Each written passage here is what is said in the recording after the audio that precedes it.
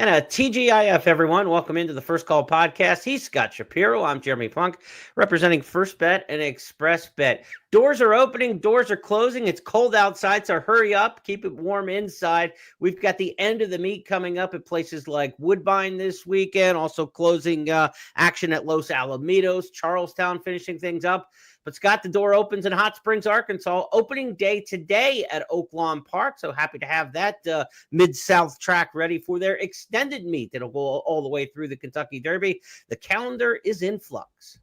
Sure is. Winter is here. I can tell from the outside. And then when Oaklawn kicks off, you really know things are here. But yeah, we won't talk about an Oaklawn Stakes race on this program, but we'll be getting into plenty of that over the course of the winter. One of the best meets for gambling sake, good field sizes, good purses. Looking forward to it. And I know you'll be locked in there as well. The all-weather surface, one of the keys of this all-weather kind of weekend we have for you coming up. So for the benefit of those of you on our audio channels, I'll review the schedule of stakes races Scott and I will handicap over the next half hour.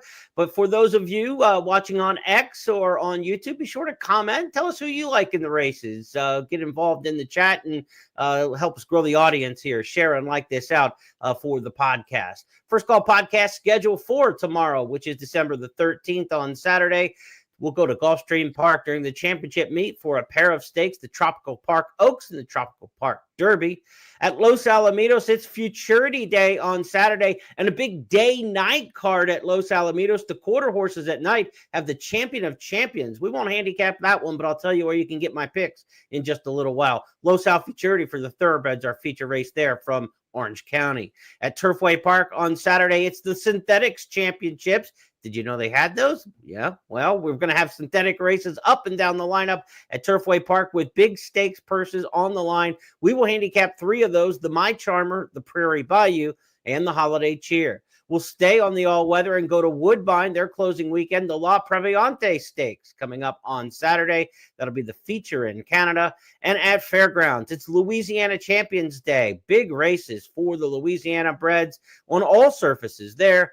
Louisiana Champions Turf will be the race that Scott spotlights as his key play on that Fairgrounds card. We told you about Los Alamitos with the day-night doubleheader with the thoroughbreds and the quarter horses this time of year. Bet $100 on Saturday at Los Alamitos.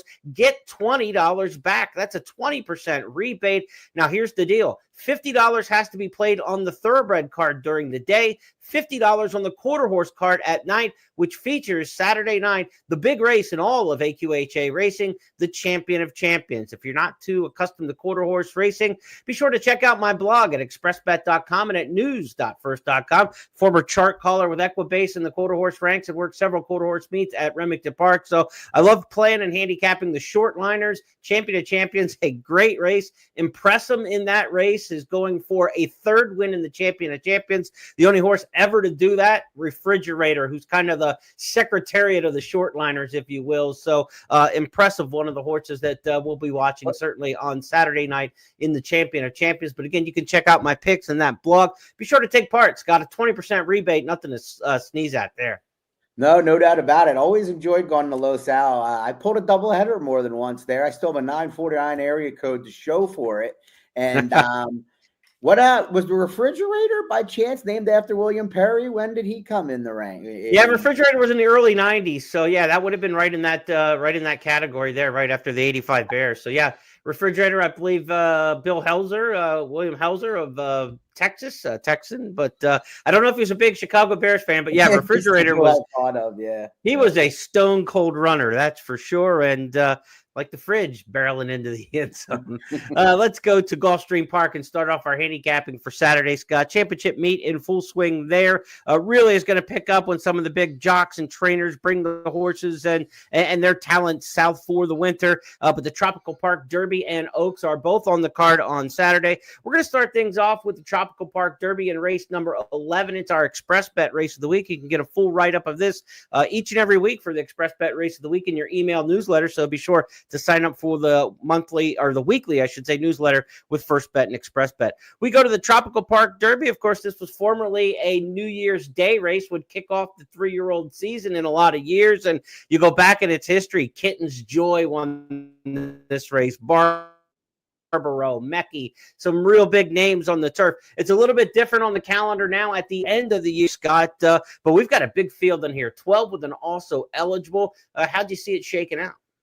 Yeah, these races, both of them, the Derby and the Oaks, came up pretty fun here. I mean, the top Tropical Park Derby drew a full field, like you said. Brad Cox and Godolphin with Chapman's Peak in here. You got Simulate, Claiborne, and Bill Mott.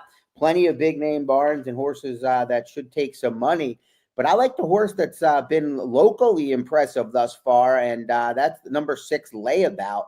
This one showed up in showing up last time out off a 2-month layoff.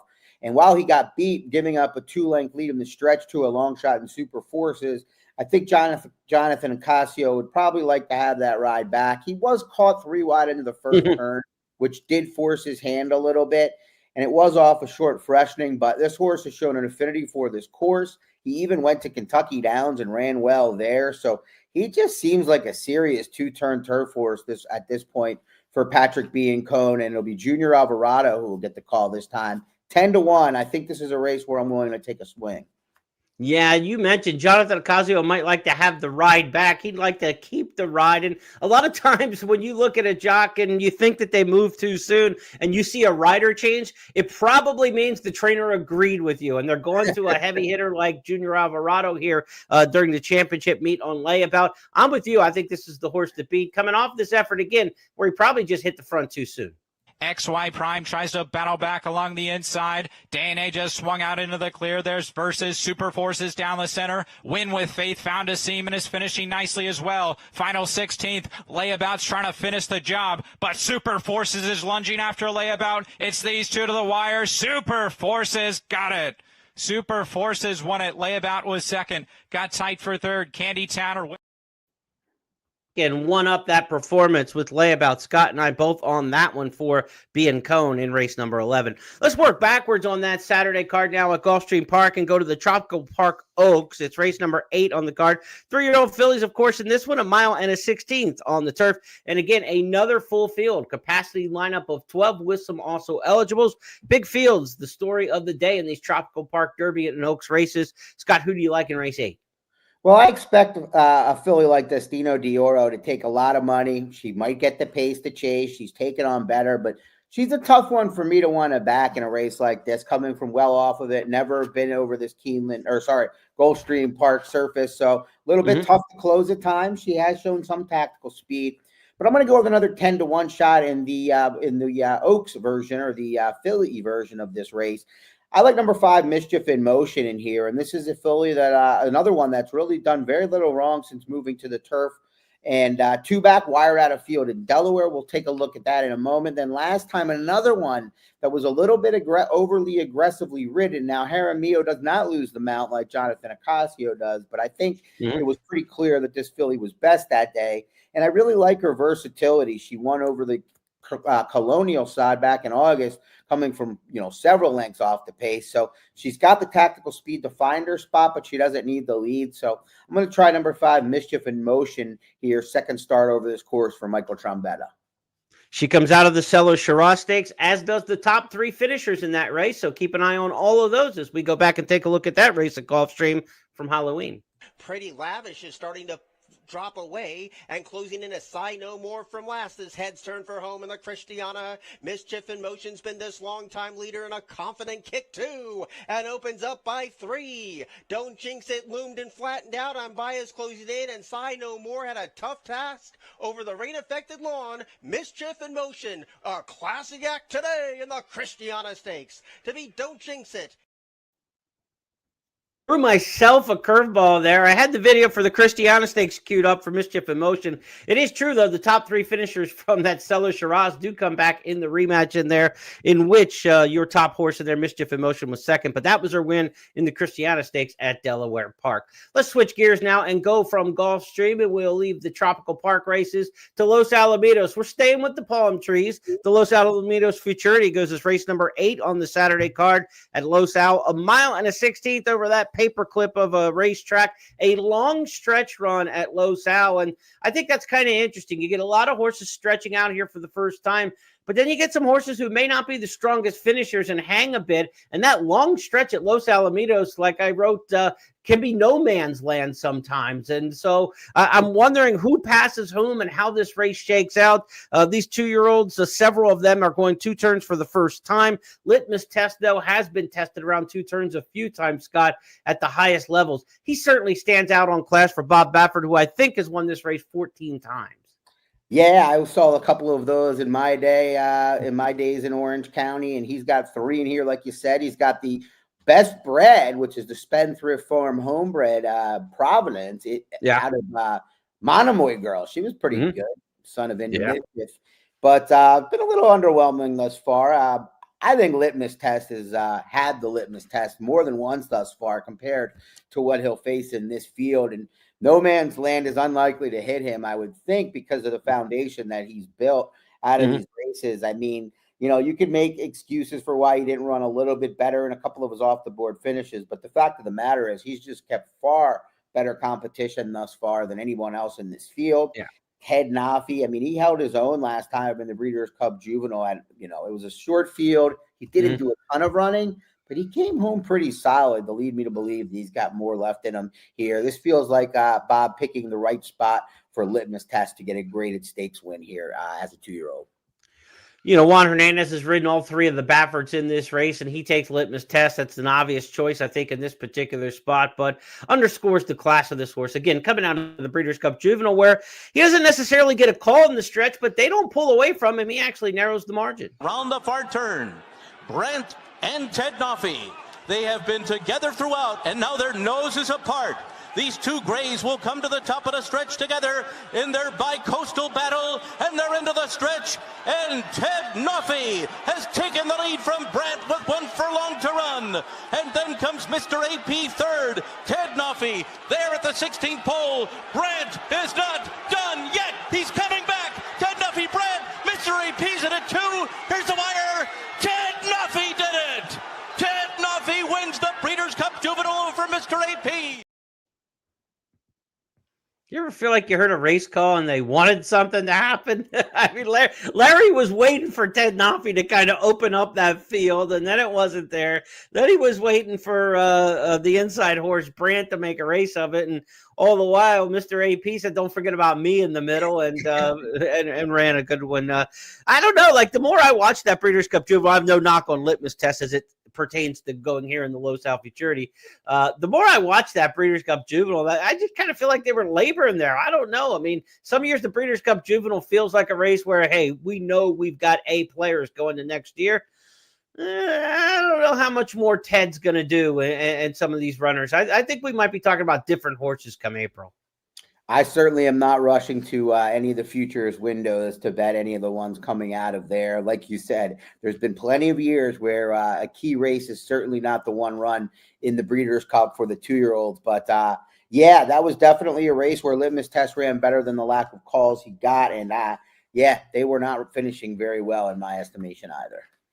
Now, again, reminder, bet 100, get $20 on Los Alamitos Racing on Saturday, $50 to get 10 in the quarter or in the thoroughbred card, 50 to get the other 10 in the quarter horse. So you got to bet both, 50 on both cards to get the $20.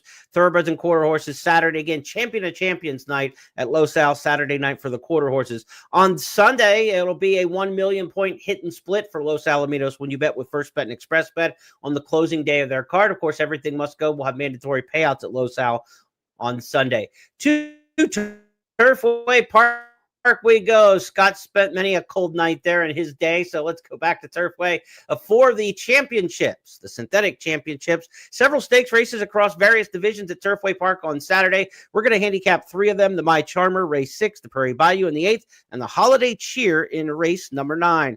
To the My Charmer we go. $250,000. Older fillies and mares here going a mile on the main, of course, at Turfway Park. Scott, this is the Breeders' Cup distaff, if you will, of synthetic racing. Who do you like in the My Charmer? Well, I think Caitlin Her Greatness is going to get hammered in here, and that makes this a little bit of an attractive race for me. Nothing against the Omaha Beach filly, but combination of 2 things. One, this feels like a little bit of an afterthought for a filly that disappointed as the favorite, to be honest, in her last couple of starts. Big field, but was supposed to win and didn't.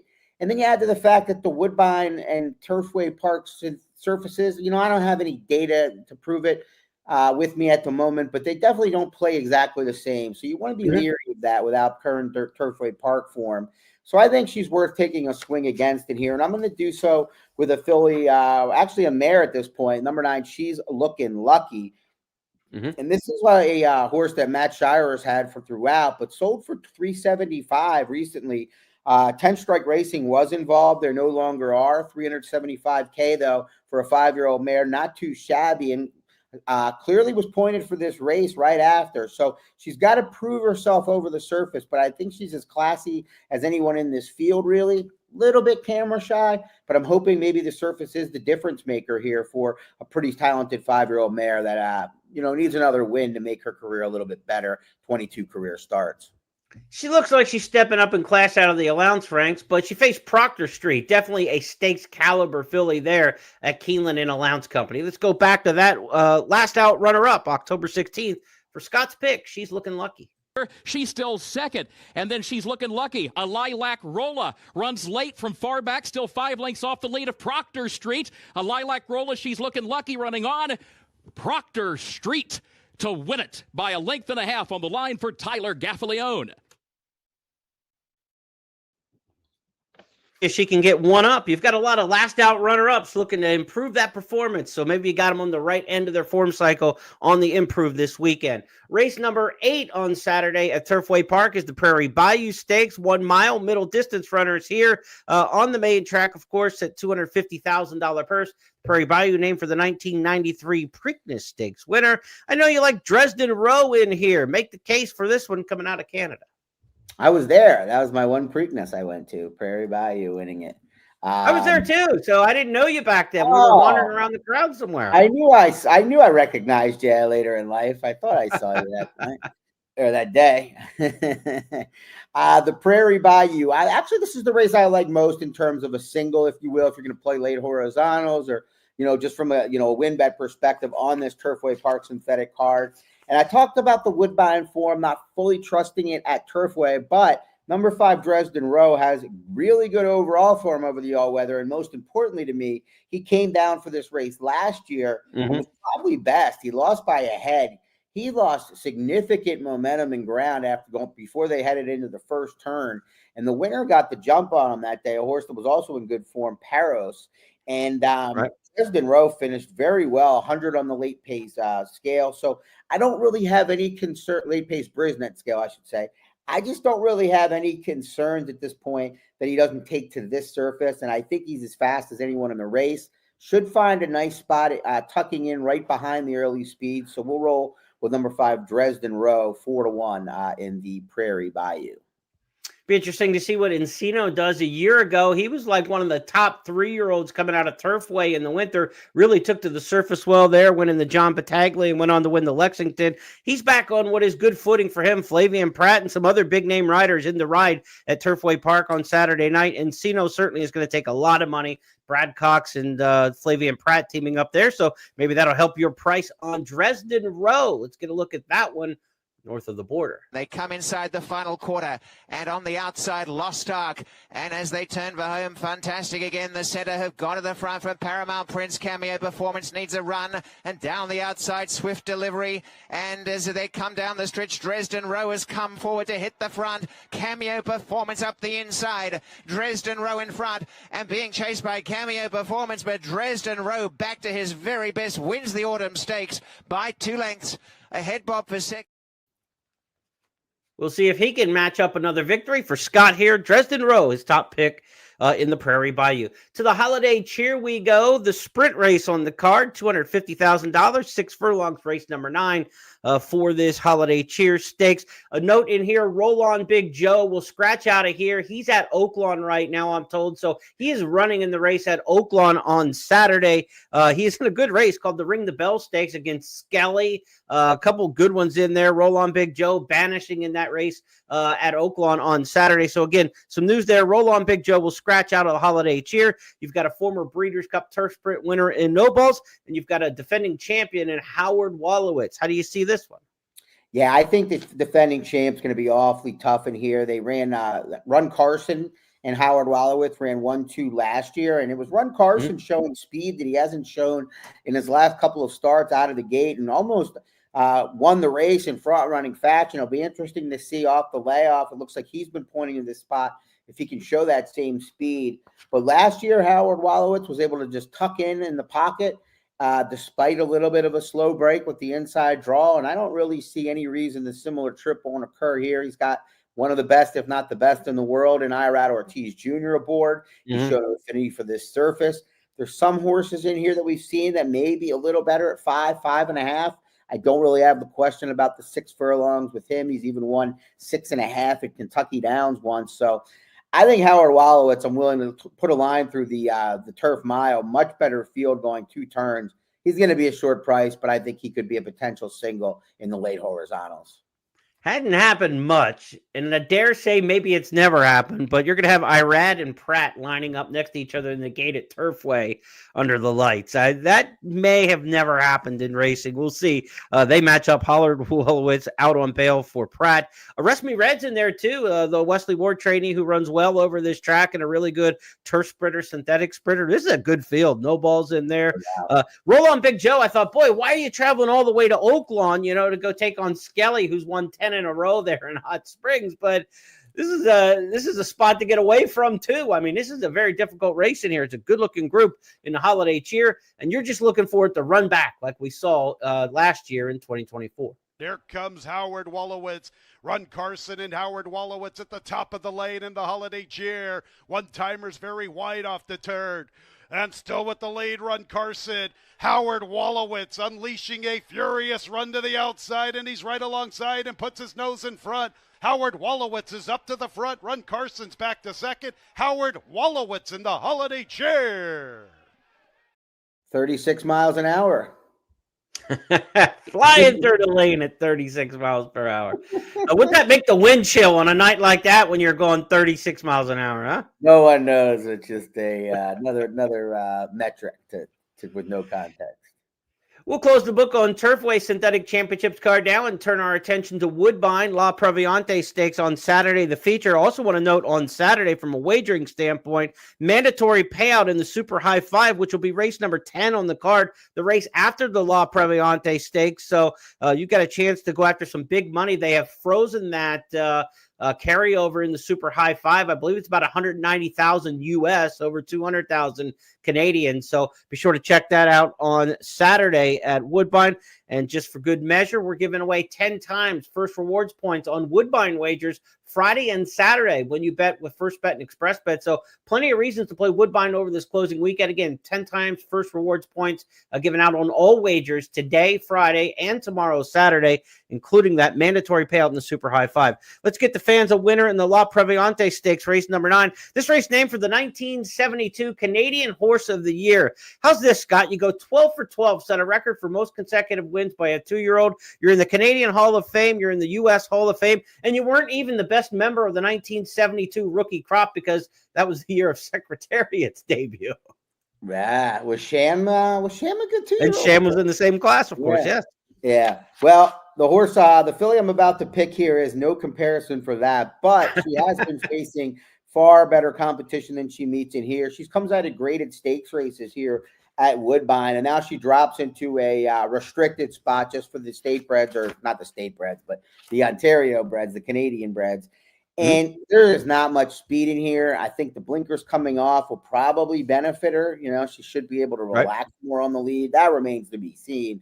But I just think she meets a soft field compared to what she's used to and has a pace advantage. So Hurricane Claire, to me, pretty much of a standout here in the Ontario bred scene. She's looking to get back to the winner's circle like she did as a 3-year-old. 4-year-old season hasn't quite gone as well as thought, but again, it's about your company and the competition you're with. When she's lined up with the right ones, she can put them away. And they turn together, racing away in the Wonderwear. Hurricane Claire and Stormcast on the inside, stride to stride by 4 lengths. Hurricane Claire on the outside, narrowly. Stormcast trying to keep up. It's Hurricane Claire, a narrow lead from Stormcast, 3 to My Girl Della. Hurricane Claire on the outside. Stormcast, the rail not going away. Hurricane Claire, a neck in front, now a half, and she has really deserved the Wonderwear Stakes. She wins by about a long neck. Stormcast. Eric and Claire, the top pick for Scott in the La Proviente Stakes, race number 9 at Woodbine. Let's go to Fairgrounds to wrap things up, where it's Louisiana Champions Day on Saturday. Stakes up and down the line for the state breds. They're in all different divisions, and there's some badass Louisiana breds in their individual divisions. We could have some short prices on the card in some of those races, but in others, maybe the Louisiana Champions Turf, we can find ourselves some good value. $5,000 late pick 5 and late pick 4 hit and split offered if you bet with First Bet and Express Bet this Saturday at the Fairgrounds. $500 in additional cash up pick 4. That same $2,500 up for grabs in the late pick 5. Scott's got your handicap for those. Let's talk about the Louisiana Champions Turf. Scott, what do you like in this one? Yeah, I've got a blog up if you want to look at the full thoughts on the all 5 pick 5 races, but this was an interesting race. I think horse we're going to take a look at, Let Mike Figure It Out, has a big chance here if he figures out the surface switch, but he's going to be the favorite likely. He might have things his way on the front end. I don't fully trust him at the price he's likely going to be. You know, you've got last year's winner in Woods and Water I took a look at, but comes in fresh here. I like All Night Moonlight. I'm a little bit worried about being too far out of it. We got the right man in the saddle and Jose Ortiz to hopefully make a difference up there. This one is 4 recent turf races, and they've all been impressive. He's got a very strong finish, and he's got a win already over this course, which can be a little bit quirky. 9 for 27 in his career. So I'll roll with number 11, All Night Moonlight, as probably the second or third choice here, 5-1 on the morning line.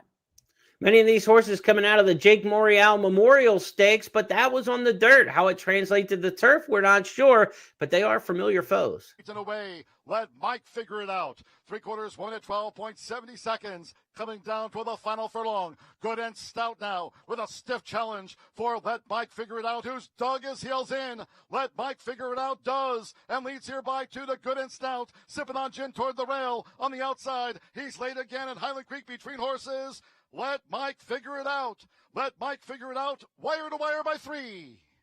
From Good and Stout, he's late again and sipping. That wraps up our handicapping domestically. If that's not enough for you this week, and don't forget, it's the Hong Kong International races Saturday night into Sunday morning. Some great superstar horses from around the world coming to Hong Kong in that one. Aidan O'Brien's bringing some of his big hitters from Ireland to Hong Kong. And of course, you got the local legend in there, Romantic Warrior, headlining the card. You've got Kalying Rising, maybe the best grass sprinter in all the world. So a fantastic card in Hong Kong at Sha Tin on Saturday night into Sunday morning. You got to either get up really early, stay up very late, or hope you're in Hawaii, Scott. I mean, it's one of those things where the timing is difficult for those races, but some outstanding racing in Hong Kong this weekend. Yeah, it's interesting. I'm early to bed a lot of times on Saturday night, early to wake up, and I sometimes can catch the end, or I catch people, or when I kind of wake up. But yeah, the timing on that is tricky. But will Johnny Burke have our Hong Kong man have a blog up? Is he back in? I hope so. He was back from Arizona here. He's been traveling all around the world, symposium and stuff. That we're hoping to get Johnny's blog for those Hong Kong international races for this weekend. We'll check out ExpressBet and news.first.com for all that. We've got 10 times first rewards points for all wagers on that Hong Kong international races card at Sha Tin Saturday night into Sunday. So plenty of incentive to play there. That wraps up our handicapping for this weekend. Appreciate Scott's insights to look. These are tracks where he's been a big part of over the years. Fairgrounds, Turfway Park. These are spots, Scott, where I'm expecting big things from you this weekend.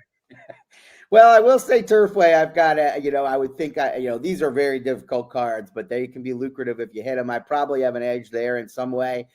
Louisiana Breds, I head down there. I had fun on the Louisiana Breds day, but my work was focused on the open company races. So I'm probably a little bit of a leg up, knowing connections and stuff, but it's not like I follow them year round. Your focus was on the beignets and bread pudding. Don't kid us. I mean, good food there. I wish I could relive some of those meals. That's for sure. On behalf of everybody with First Bet and Express Bet, you could tell I'm hungry. Let's end this podcast and go get some dinner. Have a great weekend, everybody. We'll talk to you next week.